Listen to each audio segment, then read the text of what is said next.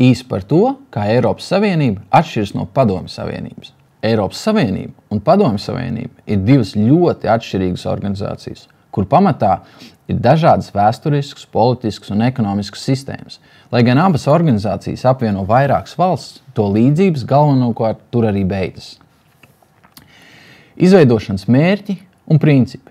Eiropas Savienība izveidot pēc Otrā pasaules kara ar mērķi veicināt ekonomisko sadarbību, kas laika gaitā paplašinājās līdz politiskajai integrācijai, demokrātijai un tiesiskumam. Eiropas Savienība ir brīvprātīga dalībvalstu apvienība, kas balstās uz vienlīdzību un savstarpēju cieņu. Padomju Savienība tika izveidota pēc Oktobra revolūcijas 1917. gadā ar mērķi izveidot komunistisku valsti. Tā bija centralizēti vadīta valsts, kurā dominēja viena partija, un tai bija totalitārs režīms.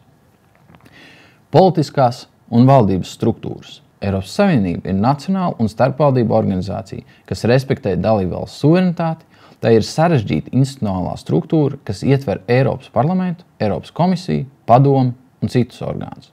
Padomju Savienība bija federācija ar centralizētu varu, kas koncentrējās un tika vadīta no Maskavas. Padomju Savienība vadīja komunistiskā partija un tās politiskā sistēma neļāva opozīcijai vai vēlēšanu brīvībai.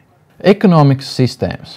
Eiropas Savienība veicina brīvo tirgu ekonomiku un konkurenci, atbalstot kopējā tirgus un kopējās tirdzniecības politikas principus. Padomju Savienība praktizēja plānoto ekonomiku, kuru valsts kontrolēja ražošanu, cenas un resursu sadalījumu.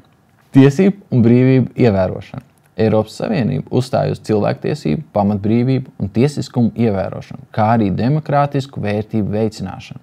Padomju Savienība ievērojami ierobežoja vārdu brīvību, preses brīvību, pulcēšanās brīvību un citus cilvēktiesību aspektus. Dalībvalstu status un attiecības. Eiropas Savienībā dalībvalsts saglabā savu suverenitāti, bet daļu savu funkciju brīvprātīgi nodod izlemšanai Eiropas Savienības institūcijām, lai sasniegtu kopējus mērķus. Padomju Savienībā republikas bija formālas ar būtiski ierobežotu autonomiju un realitātei tās bija cieši pakļautas Maskavas centralizētai kontrolei. Šīs ir tikai dažas no galvenajām atšķirībām starp Eiropas Savienību un Padomju Savienību. Atšķirības atspoguļo dziļas ideoloģiskas, politiskas un ekonomiskas sistēmu atšķirības.